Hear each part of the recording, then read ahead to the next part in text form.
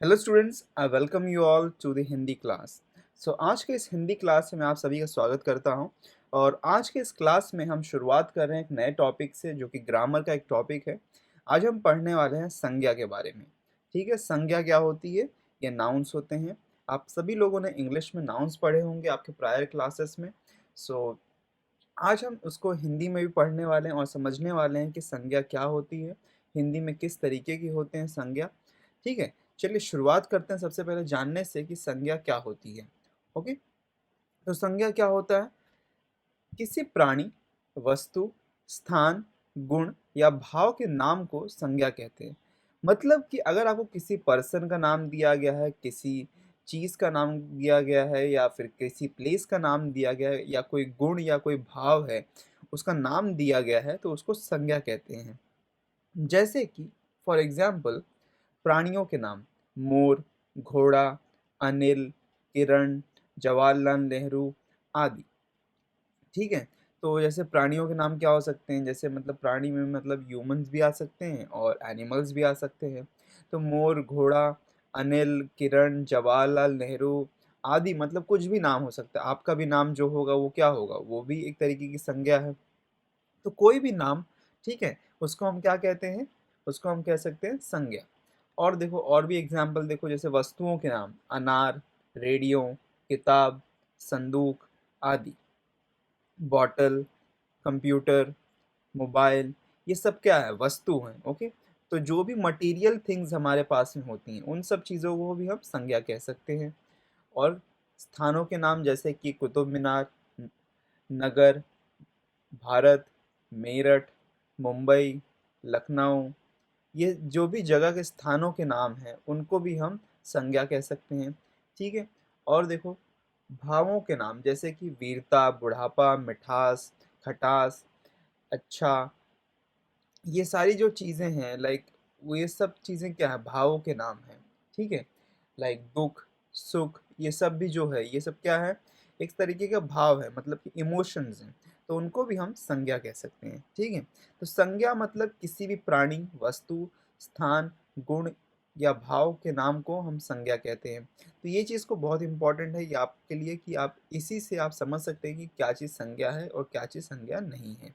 ठीक है, चलिए आगे बढ़ते हैं, संज्ञा के भेद को पढ़ते हैं। ठीक है, मतलब कि टाइप्स ऑफ संज्ञा। Okay, types of nouns. सबसे पहला जो टाइप आपके पास में है उसको हम कहते हैं व्यक्तिवाचक। ओके, व्यक्तिवाचक संज्ञा, जिसका मतलब है प्रॉपर नाउन। ओके, ये सारे संज्ञा क्या है इसके बारे में हम अभी पढ़ेंगे डीपली। पर उसके पहले आप ये समझ लीजिए कि संज्ञा के भेद यानी कि टाइप्स क्या हैं। तो सबसे पहले आता है व्यक्तिवाचक संज्ञा, जिसको हम कहते हैं प्रॉपर नाउन। ओके, उसके बाद में आता है जातिवाचक संज्ञा, जिसको हम कॉमन नाउन कहते हैं। ठीक है, और उसके बाद में आता है भाववाचक संज्ञा, जिसको हम एब्स्ट्रैक्ट नाउन के नाम से जानते हैं। ठीक है, भाववाचक संज्ञा। उसके बाद में आता है समूहवाचक संज्ञा, जिसको हम कलेक्टिव नाउन के नाम से जानते हैं। और फाइनली आता है द्रव्यवाचक संज्ञा, जिसको हम मटीरियल नाउन के नाम से जानते हैं। ठीक है, तो संज्ञा के ये 5 भेद हैं: व्यक्तिवाचक संज्ञा जो कि प्रॉपर नाउन होता है, जातिवाचक संज्ञा जो कि कॉमन नाउन होता है, भाववाचक संज्ञा जो कि एब्स्ट्रैक्ट नाउन होता है, और समूहवाचक संज्ञा जिसको हम कलेक्टिव नाउन के नाम से जानते हैं, और लास्टली द्रव्यवाचक संज्ञा जिसको हम मटेरियल नाउन के नाम से जानते हैं। ठीक है, तो संज्ञा के कुल कितने प्रकार हैं? कुल मिला के 5 प्रकार हैं, यानी कि 5 भेद हैं। ठीक है, so there are total 5 types of संज्ञा इन हिंदी। ओके, चलो शुरुआत करते हैं सबसे पहले व्यक्तिवाचक संज्ञा से और समझते हैं कि व्यक्तिवाचक संज्ञा क्या होता है। ठीक है, चलो शुरुआत करते हैं व्यक्तिवाचक संज्ञा से। तो व्यक्तिवाचक संज्ञा मतलब प्रॉपर नाउन। प्रॉपर नाउन मतलब क्या होता है? अच्छा पहले ये बता, प्रॉपर नाउन का मतलब क्या होता है? किसी भी पर्सन का नाम। ओके, कोई भी चीज़ जो मतलब यूनिक या विशेष हो, तो उसका नाम को हम प्रॉपर नाउन कहते हैं। ओके, उसी प्रकार से व्यक्तिवाचक संज्ञा में जिस शब्द से किसी विशेष व्यक्ति, वस्तु या स्थान के नाम का बोध हो, उसे व्यक्तिवाचक संज्ञा कहते हैं। विशेष व्यक्ति, वस्तु या स्थान का मतलब, देखो ये बहुत ही इंपॉर्टेंट चीज़ है। विशेष व्यक्ति, वस्तु या स्थान। देखो विशेष मतलब जैसे अभी मैं बोलूँ कि स्टूडेंट्स, तो स्टूडेंट्स का मतलब तो कोई भी स्टूडेंट हो सकता है, यस और नो। स्टूडेंट का मतलब तो कोई भी स्टूडेंट हो सकता है। लेकिन अगर मैं बोलूँ जैसे फॉर एग्जांपल मैं किसी का नाम लेके लेके बुलाऊं कि लाइक राम, तो अब राम क्या है? राम एक स्पेसिफिक पर्सन होगा कि नहीं? तो जब किसी स्पेसिफिक पर्सन को या स्पेसिफिक थिंग को या स्पेसिफिक प्लेस को हम डिनोट करते हैं तो उसको हम प्रॉपर नाउन कहते हैं। जैसे फॉर एग्जांपल मैं बोलूं कि मैं शहर जा रहा हूं, तो शहर जाना मतलब मैं शहर तो कोई भी हो सकता है, बैंगलोर हो सकता है, मुंबई हो सकता है, दिल्ली हो सकता है, कोई भी जगह हो सकती है शहर, राइट। लेकिन अगर मैं बोलूं कि मैं दिल्ली जा रहा हूं, तो अब दिल्ली क्या है? ये स्पेसिफिक है। तो जब स्पेसिफिक होता है तब हम उसको प्रॉपर नाउन यानी कि व्यक्तिवाचक संज्ञा कहते हैं। ठीक है। जैसे कि फॉर एग्जांपल करो, व्यक्ति का नाम रवीना, सोनिया गांधी, श्याम, हरि, सुरेश, सचिन आदि। ठीक है। जैसे कि ये नाम हो गए, व्यक्तियों के नाम हो गए। अब जैसे और देखो, वस्तु का नाम कार, टाटा, टाटा चाय, कुरान, गीता, रामायण आदि। अब देखो यहाँ पे वस्तु के नाम मतलब मटेरियल थिंग्स मतलब जो चीज़ों को हम बुला सकते, तो कार, टाटा चाय, कुरान, गीता, रामायण। तो ये सारी जो चीज़ें हैं ये सब क्या हैं? ये सब मतलब वस्तुओं के नाम हैं। तो वस्तुओं के नाम जो हैं उसको भी हम क्या कह सकते हैं? उसको हम प्रॉपर नाउन कह सकते हैं। ठीक है, यानी कि व्यक्तिवाचक संज्ञा। अब देखो, स्थान के नाम जैसे कि ताजमहल हो गया, कुतुब मीनार हो गया, जयपुर हो गया, मुंबई हो गया, लखनऊ, बैंगलोर, हैदराबाद। ये सारे जो नाम हैं ये सब क्या है? प्लेस के नाम है। ठीक है। तो अगर कोई भी प्लेस का नाम, स्पेसिफिक प्लेस का नाम आपको दिया हुआ है, ओके, तो उसको हम कहेंगे व्यक्तिवाचक संज्ञा। देखो, दिशाओं के नाम भी आते हैं, जैसे कि उत्तर, पश्चिम, दक्षिण, पूर्व। ठीक है। North west, south east. Okay. So उत्तर, पश्चिम, दक्षिण, पूर्व। और देखो और क्या एग्जाम्पल्स हैं? देशों के नाम Bharat, Japan, America, Pakistan, Burma, अम, अ, और क्या हो सकते हैं? जितने भी जो देश के नाम है, साउथ अफ्रीका। ठीक है। तो वो सारे जितने भी देश के नाम है वो सब क्या है? वो सारे के सारे प्रॉपर नाउन यानी कि व्यक्तिवाचक संज्ञा। और क्या? राष्ट्रीय जातियों के नाम जैसे भारतीय, रूसी, अमेरिकी। तो ये स्पेसिफिक चीज़ों को बता रहे हैं, राइट। तो इसको भी हम क्या कह सकते हैं? व्यक्तिवाचक संज्ञा। फिर समुद्रों के नाम जैसे कि काला सागर, भूमध्य सागर, ही हिंद महासागर, प्रशांत महासागर। ठीक है। जो ओशन के नाम है, जो कि नदियों के नाम है, वो सब भी क्या है? वो सब भी एक तरीके के मतलब व्यक्तिवाचक संज्ञा, क्योंकि वो स्पेसिफिक है। स्पेसिफिक मतलब यूनिक होता है। ओके। देखो, आप अगर किसी यूनिक चीज़ को बुलाओगे तो वो व्यक्तिवाचक संज्ञा होता है। और अगर किसी यूनिक चीज़ को नहीं बुला रहे हो तो वो व्यक्तिवाचक संज्ञा नहीं होगी। जैसे नदियों के नाम भी देखो, गंगा, ब्रह्मपुत्र, बोलगा, कृष्णा, कावेरी, सिंधु। पर्वतों के नाम हिमालय, विंध्याचल, अलकानंद, काराकोरम। नगरों, चौकों और सड़कों के नाम वाराणसी, गया, चांदनी चौक, अशोक मार्ग। पुस्तकों तथा समाचार पत्रों के नाम जैसे कि रामचरितमानस, ऋग्वेद, इंडियन नेशन।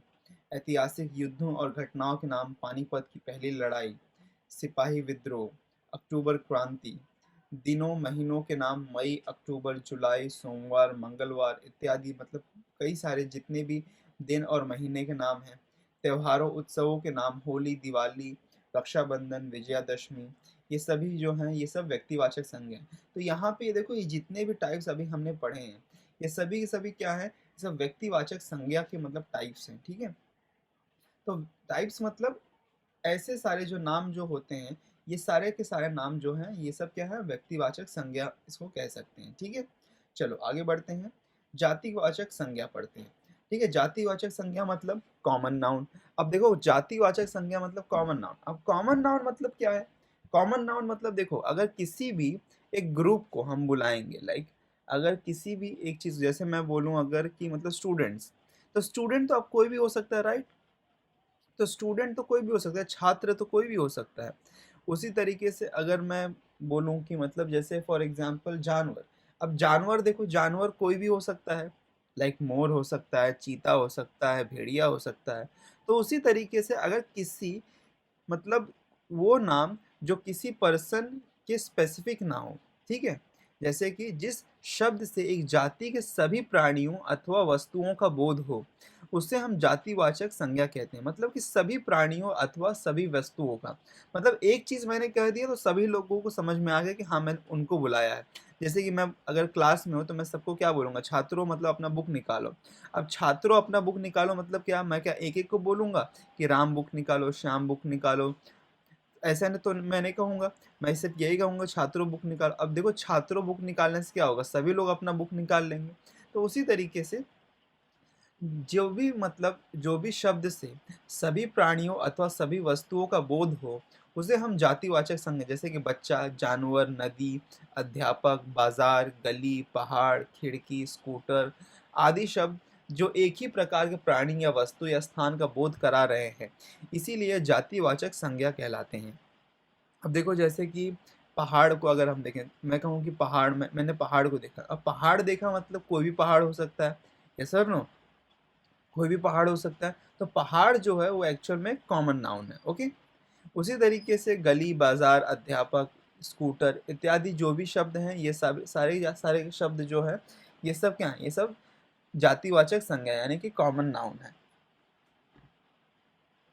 ठीक है, इसके एग्जाम्पल्स देखते हैं। जैसे कि लड़का, पशु पक्षी, वस्तु, नदी, मनुष्य, पहाड़ इत्यादि, ओके। ठीक है, चलो यहाँ पे देखो कुछ और एग्जाम्पल देख लेते हैं। लड़का, लड़का से राजेश, सतीश, दिनेश आदि सभी लड़कों को बोध होता है। तो यहाँ पे जो लड़का शब्द है ये क्या है, ये जातिवाचक संज्ञा है। उसी तरीके से देखो पशु पक्षियों, पक्षियों इस जैसे कि हम क्या कह सकते हैं, गाय, घोड़ा, कुत्ता आदि। और इसमें और भी जो भी आपको लगे वो सारे के सारे मतलब तोता, मैना, हिरण, चीता, शेर, ये सभी सभी क्या हैं, ये सभी के सभी इसके अंतर्गत आ सकते हैं, पशु पक्षियों के अंतर्गत। तो इसको हम क्या कहेंगे, इसको भी हम जातिवाचक संज्ञा कहेंगे। उसी तरीके से वस्तुओं के नाम जैसे कि मकान, कुर्सी, पुस्तक, कलम आदि का बोध होता है। तो वस्तु से मतलब कोई भी चीज़ हो सकती है। नदी से जैसे गंगा, यमुना, कावेरी आदि सभी नदियों का बोध होता है। मनुष्य कहने से संसार के मनुष्य जातियों का बोध होता है। पहाड़ कहने से संसार के सभी पहाड़ों का बोध होता है। तो देखो ये सारे चीज़ों को, अगर कोई भी चीज़ को हम कलेक्टिवली बुलाते हैं तो उसको हम कहेंगे यहाँ पे जातिवाचक संज्ञा। ठीक है, चलो आगे बढ़ते हैं। भाववाचक संज्ञा। अब देखो भाववाचक संज्ञा क्या होता है, एब्स्ट्रैक्ट नाउन। ठीक है, अब एब्स्ट्रैक्ट नाउन क्या होता है, यहाँ पे भाववाचक संज्ञा क्या है, थकान, मिठास, बुढ़ापा, गरीबी, आज़ादी, हंसी, चढ़ाई, साहस, वीरता आदि शब्द भाव, गुण, अवस्था तथा क्रिया का व्यापार का बोध करा रहे हैं, इसीलिए ये भाववाचक संज्ञा कहलाते हैं। मतलब कि जिन शब्दों से किसी प्राणी या पदार्थ के गुण, भाव, स्वभाव या अवस्था का बोध होता है, उन्हें हम भाववाचक संज्ञा कहते हैं। ठीक है, किसी भी किसी प्राणी या पदार्थ के गुण, भाव, स्वभाव या अवस्था, मतलब कि गुण मतलब क्वालिटी, भाव मतलब इमोशन, स्वभाव मतलब कैरेक्टर या अवस्था मतलब सिचुएशन, अगर इसमें से किसी भी एक चीज़ का बोध हो रहा है किसी एक शब्द से, तो उसको हम क्या कहेंगे, भाववाचक संज्ञा। मतलब कि जैसे मैं बोलूँ कि राम बहुत अच्छा गाता है, तो अब गाता जो यहाँ पे है वो क्या है, उसका उसका स्वभाव मतलब एक कैरेक्टर है। तो गाता जो यहाँ पे शब्द होगा ये क्या होगा, ये भाववाचक संज्ञा होगा। जैसे मैंने अगर कहा कि मतलब ताजमहल बहुत ही सुंदर है, तो यहाँ पे जो सुंदर शब्द है, ओके, ताजमहल बहुत ही सुंदर है। तो अगर सुंदर यहाँ पे जो शब्द देखें तो सुंदर क्या है, सुंदर वहाँ पे उसका एक गुण है, उसका एक क्वालिटी है, यस और नो, यस और नो। तो सुंदर वहाँ पे उसका एक गुण है, एक क्वालिटी है। तो उसको हम क्या कह सकते हैं यहाँ पे, उसको भी हम कह सकते हैं भाववाचक संज्ञा। ठीक है, चलो इसमें कुछ जैसे एग्जाम्पल देखो, उत्साह, ईमानदारी, बचपन आदि। इन उदाहरणों से इन उदाहरणों से उत्साह से मन का भाव है, ईमानदारी से गुण का बोध होता है, बचपन क्या है यहाँ पे, जीवन का एक अवस्था है। ठीक है, तो इसीलिए उत्साह, ईमानदारी, बचपन आदि जो शब्द है, ये सभी के सभी कैसे शब्द हैं, भाववाचक संज्ञा हैं। अतः उत्साह, ईमानदारी, बचपन आदि शब्द भाववाचक संज्ञाएं हैं। ठीक है, तो भाववाचक संज्ञाएं आप सभी समझ गए होंगे देखो कोई भी वर्ड जो किसी चीज़ का क्वालिटी, इमोशन, कैरेक्टर या सिचुएशन को दर्शाता हो, उसको हम भाववाचक संज्ञा कहते हैं। तो आपको जब भी कोई वर्ड मिले, तो आप पहले उसको क्वेश्चन करो कि क्या ये क्वालिटी, इमोशन, कैरेक्टर या सिचुएशन को दर्शाता है? अगर हाँ, किसी के गुण, भाव, स्वभाव या अवस्था को दर्शाता है, तो वो भाववाचक संज्ञा है। ठीक है? अब देखो समूहवाचक संज्ञा हम समझ लेते हैं। समूहवाचक संज्ञा मतलब कलेक्टिव नाउन। कलेक्टिव नाउन मतलब एक तरीके से एक चीज़ से कई सारी चीज़ों का मतलब हम उसको मतलब हम कहते हैं। जैसे कि वस्तुओं के समूह या समुदाय को बोध होता है। ठीक है? जैसे अब देखो यहाँ पे जैसे अगर मुझे मैं कहूँ भीड़ शब्द, तो भीड़ का यहाँ पे मतलब क्या है? भीड़ का मतलब यहाँ पे ये है कि बहुत सारे लोग खड़े हैं, तो वहाँ पे एक कलेक्शन का हम यहाँ पे मतलब मीनिंग मिल रहा है। ओके? तो इसलिए अगर मैंने भीड़ कहा है तो इसका मतलब कलेक्शन होता है। ठीक है? तो यहाँ पे भीड़ शब्द से क्या मिलता है? बहुत सारे लोगों का अनुभव मिलता है। तो इस भीड़ क्या है? भीड़ एक कलेक्टिव नाउन है। ओके? उसी तरीके से अगर मैंने कहा जनता, तो जनता क्या है? जनता भी मतलब बहुत सारे लोगों का एक समूह है, तो इसको भी हम क्या कहेंगे? इसको हम कहेंगे कलेक्टिव नाउन। ओके? उसी तरीके से सभा, कक्षा, वस्तुओं का समूह, ठीक है? जैसे कि गुच्छा हो गया, कुंज हो गया, मंडल हो गया, ठीक है? दौड़ हो गया, तो ये सारे जो शब्द हैं, ओके? जैसे गुच्छा मतलब फूलों का एक गुच्छा मैंने लिया, तो गुच्छा यहाँ पे जो शब्द है, ये क्या कहता है? ये कहता है कलेक्शन ऑफ फ्लावर्स, राइट? तो कोई भी चीज़ जो एक कलेक्शन को बताए, उसको हम क्या कहते हैं? उसको हम कहते हैं कलेक्टिव नाउन। ओके? उसको हम क्या कहते हैं? Collective noun. जैसे कि अगर मैं यहाँ पे कुछ कहूँ, जैसे कि कक्षा। अब कक्षा का यहाँ पे मतलब क्या होता है? कक्षा मतलब होता है कि मतलब एक क्लास, राइट? क्लास क्या है? क्लास मतलब बहुत सारे स्टूडेंट्स जहाँ पे होते हैं। ओके? बहुत सारे स्टूडेंट्स के एक ग्रुप को हम क्या कहते हैं? क्लास कहते हैं, राइट? यस और नो? मैं कहूँ आर्मी, ओके? आर्मी, किसी देश की मतलब आर्मी को अगर मैं कहूँ, तो या फिर सेना शब्द जो कि हम हिंदी में यूज़ कर सकते हैं। तो देखो सेना का मतलब क्या होता है? अ कलेक्शन ऑफ बहुत सारे मतलब जो भी मतलब फाइटर्स हैं, जो बहुत सारे सैनिक लोग हैं। तो एक सेना में क्या होते हैं? बहुत सारे सैनिक होते हैं। तो सेना का शब्द जो यहाँ पे यूज़ हो रहा है, सेना का मतलब क्या है यहाँ पे? सेना का मतलब है कलेक्टिव नाउन। ओके? तो उन तरीके के शब्दों को अगर हम यूज़ करते हैं, तो उसको हम कहते हैं कलेक्टिव नाउन। ठीक है? चलो आगे बढ़ते हैं। द्रव्यवाचक संज्ञा। देखो अगर किसी भी वर्ड से आपको कोई नापने या तौलने वाली वस्तु का बोध होता है। नापने या तौलने वाली वस्तु का बोध मतलब जैसे कि अगर मैं कहूँ, जैसे फॉर एग्जांपल मैं कहूँ कि मतलब सोना, ओके? तो सोने को क्या नापा या तौला जा सकता है? यस बिल्कुल, बिकॉज़ हम सोने को नाप तौल के ही खरीदते हैं, जैसे कि 10 ग्राम, 50 ग्राम।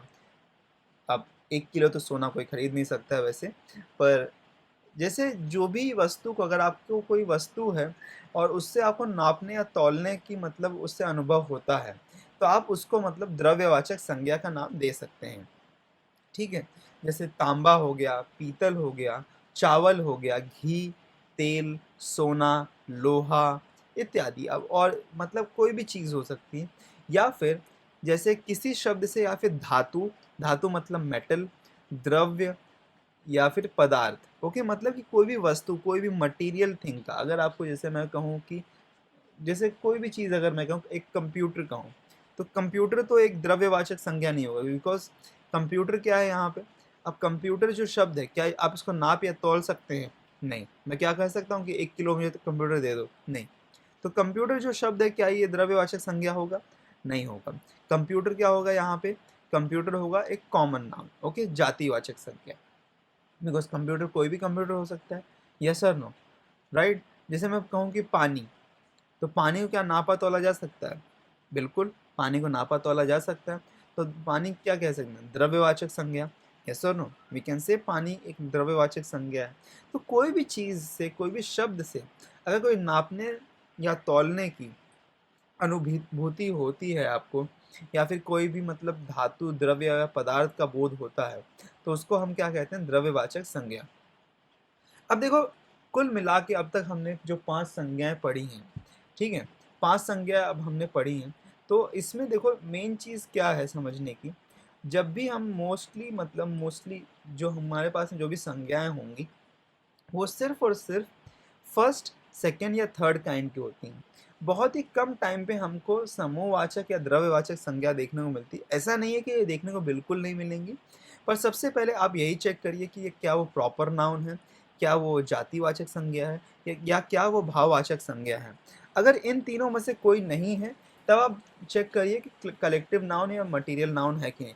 मोस्टली जो भी आपको संज्ञा दी जाएगी वो इन तीनों से रिलेटेड ही होती है।